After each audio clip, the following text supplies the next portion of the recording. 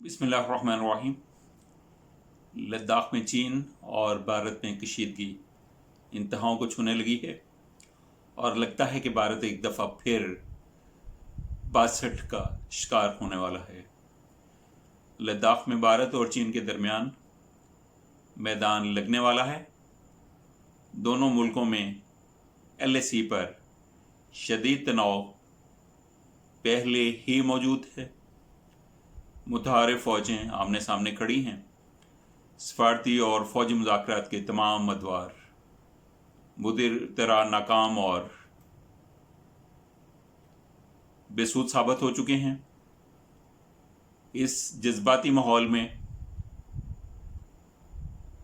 Indian अफवाज के सरबराह general Bipin Rawat का military operation इस्तेमाल करने का बयानिया सफारती मुज़ाकरात की मुकम्मल और खुली नाकामी का खुला इजहार है। बिपिन रावत का मिलिट्री ऑप्शन की तरफ आना एक अजीब स्टोरी सुना रहा है। हालांकि भारतीय फौजी पेंगोंग झील और गोरखा पोस्टों पर फौज पीछे हटाने के लिए चीन के साथ बातचीत का एक और दौर करना चाह रहे हैं। जनरल बिपिन रावत ने इस तरह का बयान देने से पहले चंद दिन कबल ही वज़ीर दिफा राजनाथ सिंह, सिक्योरिटी मशीर वज़ीर आज़म के अजीत डोवल और भारत की 3 मुसल्लह अफ़वाज के सरबराहों से मुशावरत की थी। भारत LAC पर अप्रैल 20 की पोजीशन देखना चाहता है, जबकि चीन अप्रैल से लेकर अब तक भारतीय ज़ेर कब्ज़ा बहुत से इलाके उससे छीन चुका है, अपने ज़ेर कब्ज़ा ले चुका है और लगता है कि अब कशीदगी अपनी इंतहाओं को छूने लगी है। बिलखुसूस पेंगोंग झील, जिसमें इंडिया फिंगर 8 तक गश्त करता रहा है और उसे अपना इलाका समझता रहा है, अब चीन ने फिंगर 4 तक उससे छीन लिया है और सारा ही फिंगर इलाका खाली करने के लिए उसे आखिरी वार्निंग भी दे दी है। दूसरा इलाका डिप्सोंग का है, जहां चीन 20 मील इंडिया के ज़ेर कब्ज़ा इलाके के अंदर तक घुस चुका है और वहां उसने अब मजबूत फौजी बेसिस भी बना लिए हैं। भारतीय जनरल अटल भट्टाचार्य जनरल बिपिन रावत के बयान पर कहते हैं कि मौसम सरमा भारत के लिए बहुत अहम होगा और लद्दाख में भारत ठंड के मौसम में जंग की तैयारी कर रहा है। एक साबिक भारतीय फौजी अफसर का कहना यह है कि भारत के लिए इस मौसम में चीन से टक्कर लेना बहुत महंगा पड़ सकता है। इसीलिए भारत अपनी तमाम तर तवज्जुहात बातचीत पर मरकूज किए बैठा है। भारतीय माहिरीन और तज्जिया नगार कहते हैं कि चीन LAC पर जिस तरह से PLA को तैनात कर रखा है उसने, और भारत के ज़ेर कब्ज़ा बहुत सारे इलाके वो से छीन चुका है और वहाँ अपना कब्ज़ा मजबूत तर बनाता जा रहा है, तो भारतीय अपोजिशन भी इन्हीं फौजी तज्जिया निगारों की बात मानते हुए नरेंद्र मोदी को सरेंडर मोदी का नाम दे चुकी है।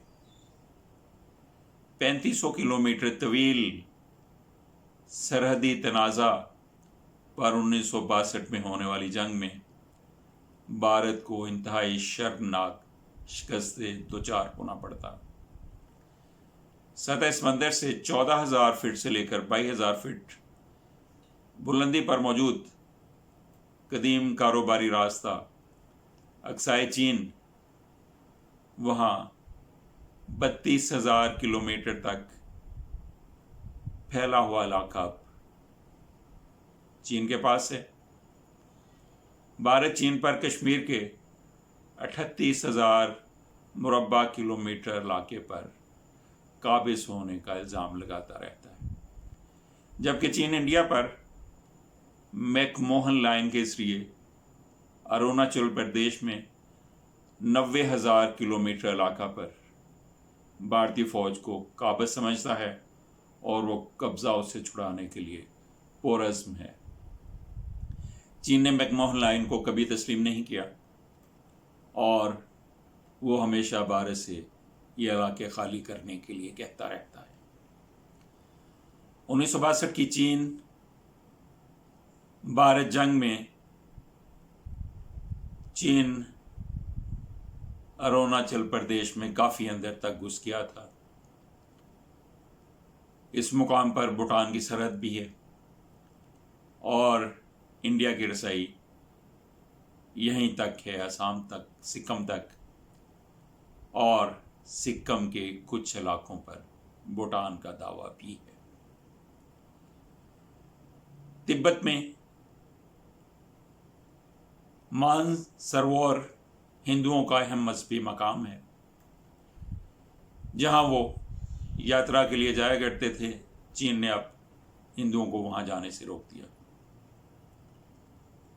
और अब तक दर्जनों सफारती और फौजी मुज़ाकराती अदवार बुरी तरह नाकाम हो चुके हैं और लगता ये है कि खुली जंग की सूरत में बहुत सारे इलाके इंडिया के हाथों से पूरी तरह फिसल रहे हैं, जिनमें ख़ास तौर पर 7 सिस्टर्स यानी अरुणाचल प्रदेश, मिज़ोरम, असम, मणिपुर, मेघालय, नागालैंड, सिक्किम और त्रिपुरा भी शामिल हैं। तो इस कशीदा सूरत हाल में जब दोनों मुल्कों के सर पर जंग खड़ी नजर आ रही है, एक छोटा सा मुआसना कर लेते हैं दोनों मुल्कों के हवाले से, चीन और इंडिया, ताकि हमें ये वाज़ेह हो पाए कि अगर जंग हुई तो किस ताकत का पलड़ा भारी रहेगा। सबसे पहले रकबे की बात करते हैं। भारत का रकबा है 32,87,469 मुरब्बा किलोमीटर, जबकि चीन का रकबा है 95,96,960 मुरब्बा किलोमीटर। साहली इलाका भारत का है 7,516 किलोमीटर और चीन का है 14,500 किलोमीटर। आबादी भारत की 1 अरब 32 करोड़, चीन की 1 अरब 37 करोड़। जीडीपी भारत का 2256 बिलियन डॉलर, चीन का इस 2256 के मुकाबले में 11,218 बिलियन डॉलर है। अगर फीकस जीडीपी देखें तो इंडिया की 6616 डॉलर, जबकि चीन की 15,399 डॉलर है। फीकस आमदन इंडिया की 1743 डॉलर और चीन की 8,806 डॉलर। शरह खानगी इंडिया में 74%, जबकि चीन में 92%। इंडिया की फ़ौज 12 लाख है, जबकि इसके मुकाबले में चीन की फ़ौज 23 लाख पर मुश्तमिल। बरामदात इंडिया की हैं 423 बिलियन डॉलर और 423 के मुकाबले में चीनी बरामदात हैं $2560 बिलियन। इंडियन दरामदात $516 बिलियन, जबकि चीन की $2148 बिलियन। इंडिया की बंदरगाहें बड़ी 12 अदद हैं, जबकि 200 छोटी छोटी बंदरगाहें हैं, और चीन की बड़ी बंदरगाहें 130 हैं और 2000 बंदरगाहें हैं जो दरमियाने दर्जे की हैं और छोटी कोई बंदरगाह नहीं। एयरपोर्ट इंडिया के 126 और चीन के 126 के मुकाबले में 220, और हकूमती कर्जा इंडिया का 70% है, जबकि चीन का 46% है। और अगर इंटरनेट की बात करें तो तेज़ रफ्तार इंटरनेट 1.3 इंडिया में है, जबकि 18.6 चीन में है। और इस तरह से ये सारे बयानिए इजहारिए ये बताने के लिए काफ़ी हैं कि चीन के मुकाबले में इंडिया की हैसियत क्या है, और अगर चीन ने इंडिया को सबक सिखाने का फैसला कर ही लिया उसकी हरकत देखने के बाद, तो इंडिया को पूरी दुनिया में शायद ही कोई मददगार मिल पाए।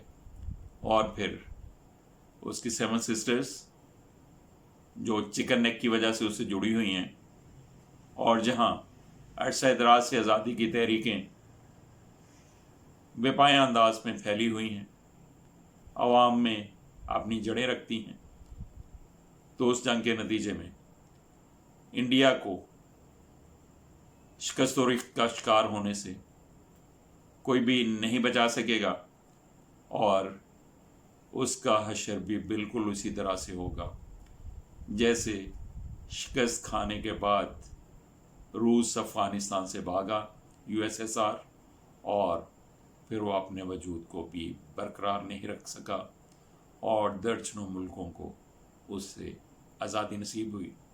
और इसी तरह से अगर इंडिया ने अपनी हमाकतों पे अमल जारी रखा तो लगता ये है कि ये चीन के साथ उसकी आखिरी जंग होगी, और उसके बाद मौजूदा इंडिया का वजूद नक्शों में भी बाकी नहीं रहेगा। भारत जो कि तमाम हमसाया ममालिक से पहले ही दूर हो चुका है, अब बांग्लादेश में भी बढ़ते हुए चीनी असर और सूख ने भारत की नींदें उड़ा कर रख दी हैं। और इसका भी ताज़ा तरीन मुजाहरा उस वक्त हुआ जब भारतीय सेक्रेटरी खारजा वरदान श्रृंखला को दौरा ढाका के दौरान शदीद सुबकी का मुजाहरा करना पड़ा। ना तो एयरपोर्ट पर उसे कोई बांग्लादेशी अफसर रिसीव करने के लिए गया, और ना ही कोई छोड़ने के लिए उसके पास किया।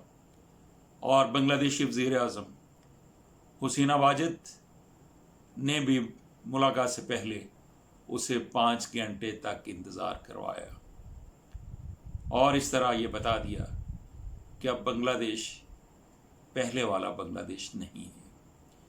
बस यहीं तक नहीं हुआ, बल्कि उसे और एक सुबकी भी उठाना पड़ी जब बांग्लादेशी पार्लिमानी खारजा कमेटी ने अपने खारजा सेक्रेटरी को, इंडियन खारजा सेक्रेटरी को बांग्लादेश में बुलाने पर उसकी जवाब तलबी शुरू कर दी, और उसे बुलाकर इंतहाई शदीद सवालात उससे किए गए कि उन्होंने किस हैसियत में इंडियन सेक्रेटरी खारजा को बांग्लादेश में मदऊ किया था। और इस तरह से इंडिया का इस इलाके में जो एक ही दोस्त बाकी रह गया था, उसने भी खुलकर बता दिया कि अब इंडिया की बांग्लादेश की नज़र में कोई हैसियत बाकी नहीं रही है।